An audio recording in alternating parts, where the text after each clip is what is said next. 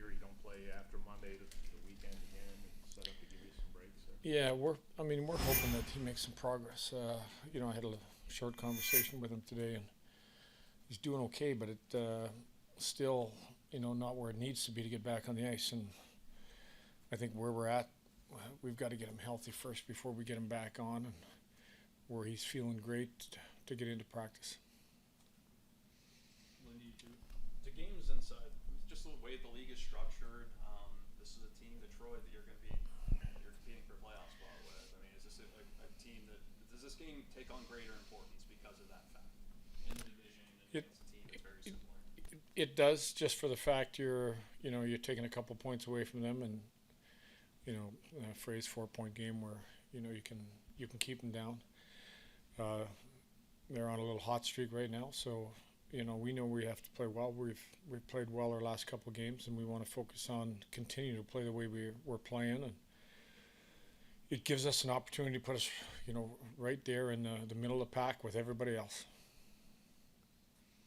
You have a few young guys that don't have a goal yet, and during the course of the season they might go a week or two without a goal. But is it magnified just because it's the beginning of the year? Maybe does it weigh a little more on them? I think it is. I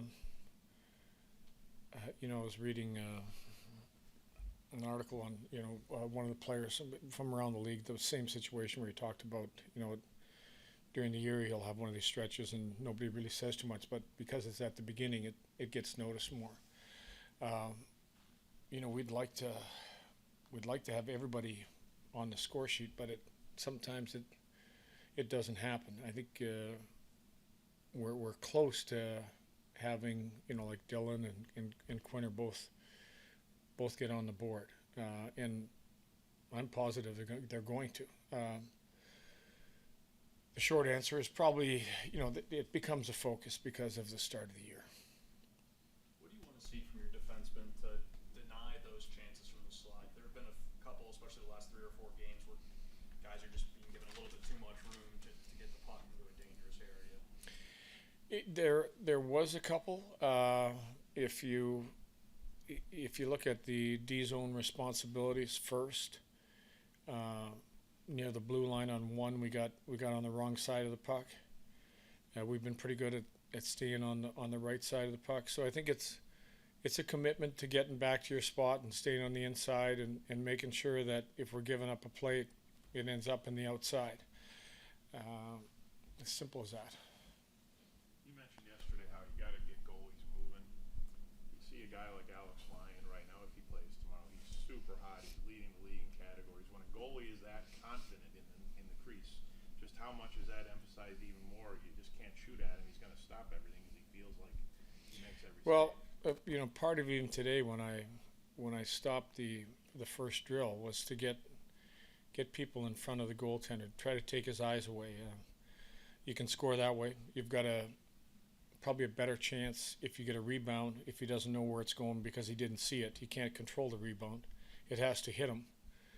So he's going to have to fight for those types of opportunities. And it would be like the Krebs goal. You got people around the net. You get a bounce and you've got an opportunity to put a puck in the back of the net. So when we were standing at the side of the net waving at pucks,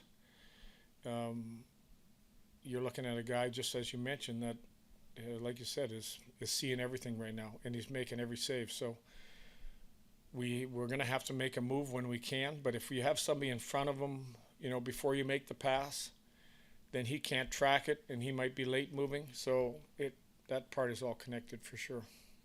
Jack, in particular, what do you see last few games that gives you the idea that maybe he's getting closer to breaking through? Well, I look at the opportunities inside of a game, whether he's setting somebody up or where he's getting them, where his positioning is at. Is he getting to the right spot? Is he the guy that's supporting the puck to get himself his own chances? Is he beating people back to the front of the net off the wall, which is an art in itself to get there, and that might be what we would call a dirty goal, whether you're tipping it, screening it, it's hitting you. He's doing more of those things, and I think he's been snake bit on his real good chances, but I think sometimes to get on the board, it might be one of those ones around that small area that gets you going.